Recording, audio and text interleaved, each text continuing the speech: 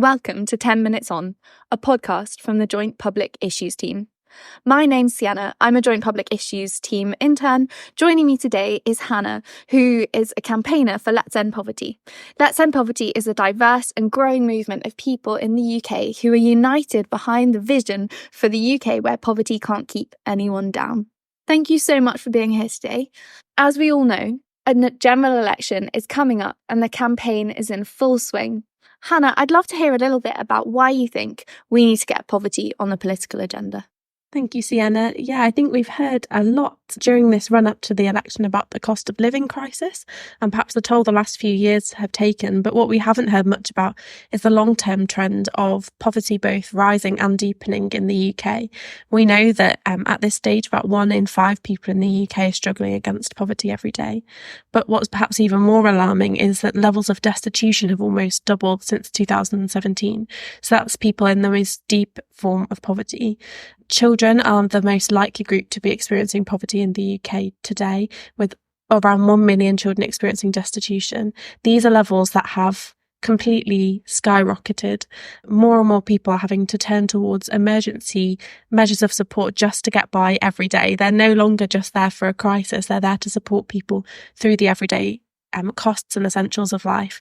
And I don't believe that's good enough. I don't believe it's what our communities want for our neighbours and for the people who we live alongside who are experiencing hardship.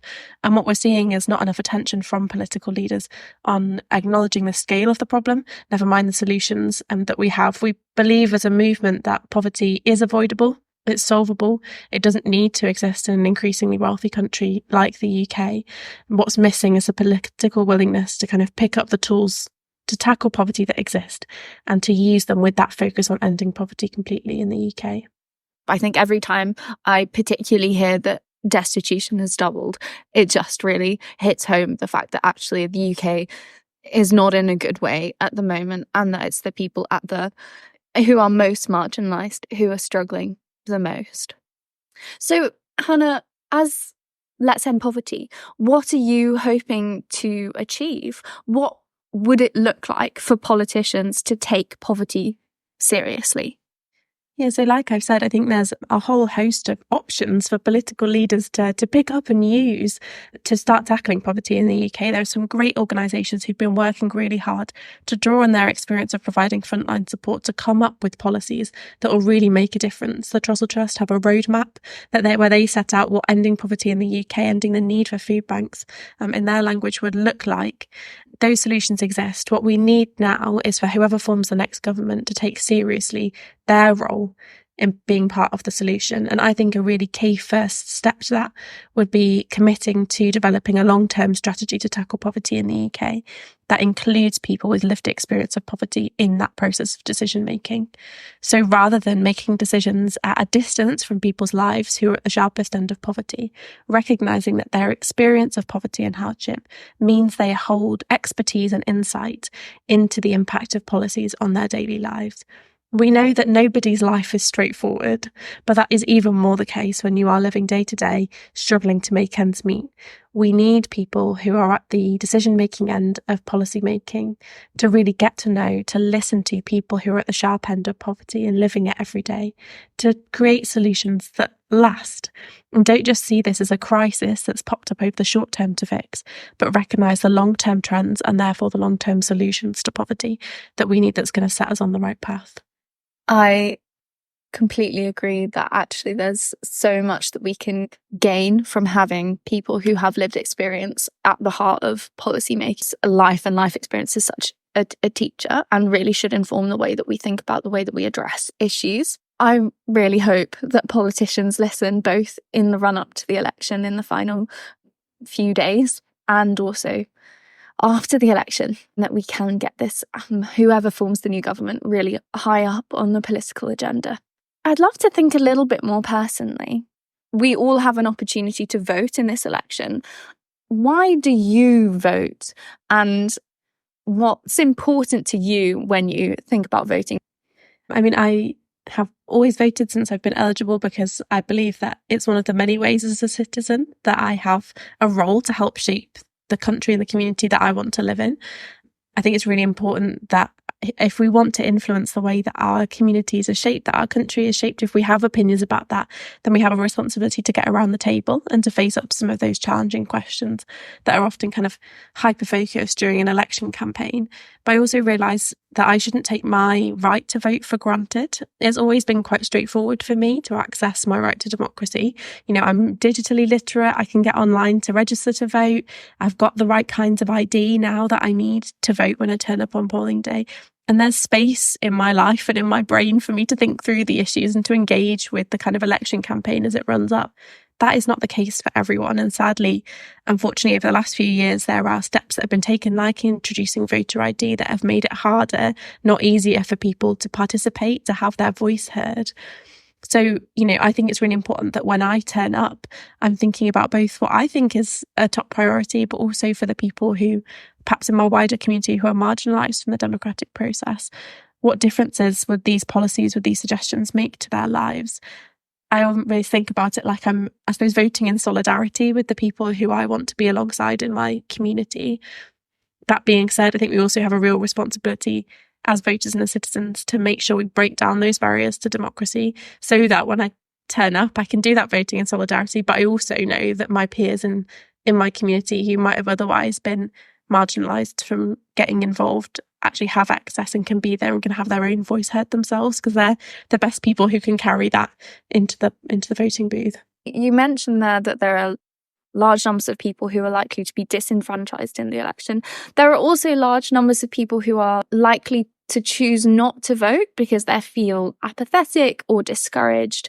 What message would you have for people who maybe aren't sure whether or not they vote? Yeah, so obviously we're past the point of registration now. So if you've signed up, you're half the way there. If you've got that right to vote, then you are at a very close step to being able to use it. And I think I'll just reiterate what I said before. Decisions are made by people who show up. If we have an opinion about how our country and our communities are shaped, we've got to get round the table. I think that voting is just one of the ways that we're called to show up and participate in our kind of shared life as a people, as a nation, as a world. It doesn't stop at polling day. We have that responsibility for accountability and engagement in the long term as well. But actually, if we want to have an opinion and if we want the right to have an opinion, we've also got that right to vote and participate in the democratic process. And I think it's a really important step.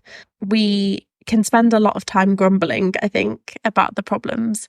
And it doesn't always feel like one cross in a box is a very big factor in shaping the solutions to those problems.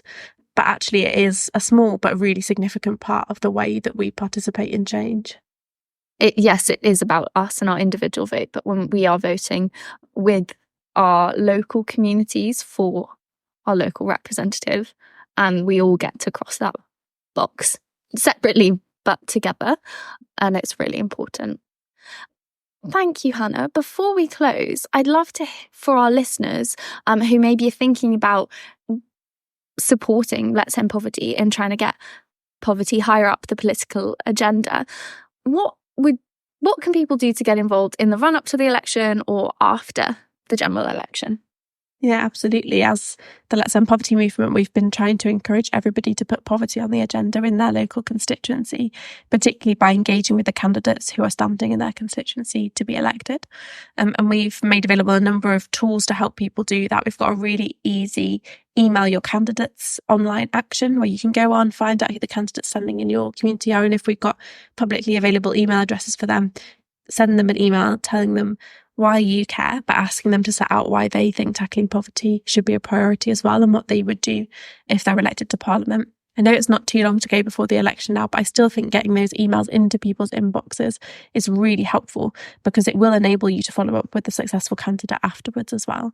So actually getting that in their inbox now and then taking the time after the election to reach out to the new candidate, to welcome them as your kind of new elected representative in your community and to reiterate that challenge to them, to say that you really want to work alongside them to tackle poverty and to make sure it's high up the political agenda, I think is a really key step. We've also got some tools online to help you ask questions at hustings events. If you're still going to hustings before voting day, then you can think about how you might ask a question there.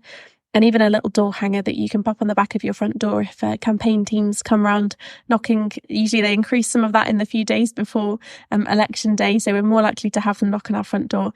Let's be ready to ask them about poverty and to make sure that it's on the record, that our communities care, and we really want our elected leaders to care as well. These are all small steps we can take to keep building that movement of people in the UK who won't let poverty hold people down, who want to see a future free from poverty, and who will be working alongside and holding accountable any new government to make sure that's on their agenda. Those are some really helpful, doable, practical steps that we can all be taking as we think about engaging with our local candidates and new representatives to help try and end poverty both before and after the general election. If you have been listening and you're wondering about how you can do this, you can go to letsendpoverty.co.uk. That's let's without an apostrophe. The link is in the show notes. Also, if you're wanting to hear more about what JPIT's doing, both around the election and after, go to jpit.uk. Hannah, thank you so much for spending time with us today. It's been really great chatting to you. And thank you all so much for listening. If you've enjoyed the show, please do share it around. And happy voting in the election next week.